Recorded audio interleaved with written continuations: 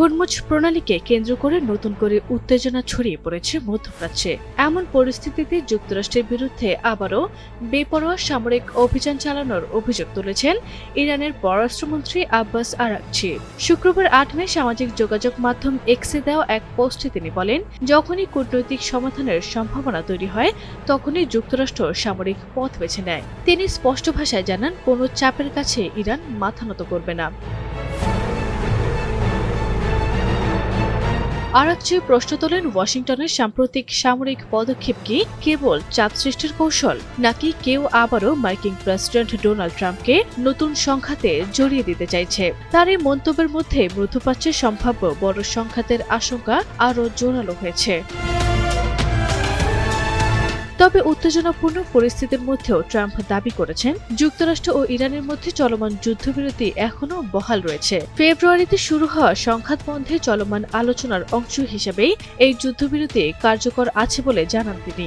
একই সময়ে ইতালি সফরে থাকা মার্কিন পররাষ্ট্রমন্ত্রী মার্কো রুবিও বলেন, ইরান খুব শীঘ্রই যুক্তরাষ্ট্রের দেয়া শান্তি প্রস্তাবের জবাব দিতে পারে। তিনি আশা প্রকাশ করেন, তেহরানের পক্ষ থেকে গুরুত্বপূর্ণ ও ইতিবাচক সাড়া পাওয়া যাবে। বিশ্ব জ্বালানি বাণিজ্যের অন্যতম গুরুত্বপূর্ণ পথ হরমুজ প্রণালীকে ঘিরে সাম্প্রতিক সপ্তাহগুলোতে উত্তেজনা ভয়াবহ আকার নিয়েছে। বিশ্বের প্রায় 20% তেল ও তরলকৃত প্রাকৃতিক গ্যাস এই নৌপথ দিয়ে পরিবাহিত হয়। কৌশলগত এই অঞ্চলে ইরান নিজেদের নিয়ন্ত্রণ আরও জোরদার করেছে বলে দাবি করেছে পশ্চিম বিশ্ব। এর জবাবে যুক্তরাষ্ট্র ইরানের বিভিন্ন বন্দরের ওপর নৌ অবরোধ আরও কঠোর করে দিয়েছে।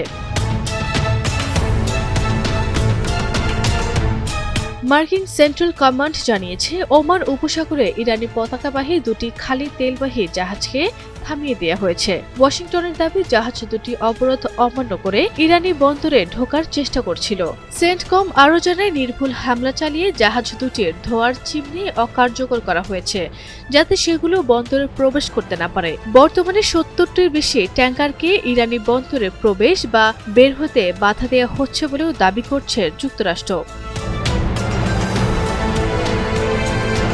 অন্যদিকে ইরান অভিযোগ করছে, মার্কিন বাহিনী ইরানি তেলবাহী জাহাজ এবং হরমুজমুখী একটি কার্গো জাহাজে হামলা চালিয়েছে। হরমুজগাম প্রদেশের কর্মকর্তা মোহাম্মদ রাদ মুহুর জানান, মিনাব উপকূলের কাছে একটি কার্গো জাহাজে আগুন ধরে যায় এবং আহত 10 জন নাবিককে হাসপাতালে ভর্তি করা হয়েছে। এতে পরিস্থিতি ক্রমেই জটিল হয়ে উঠছে এবং আন্তর্জাতিক মহলে গভীর উদ্বেগ তৈরি করছে।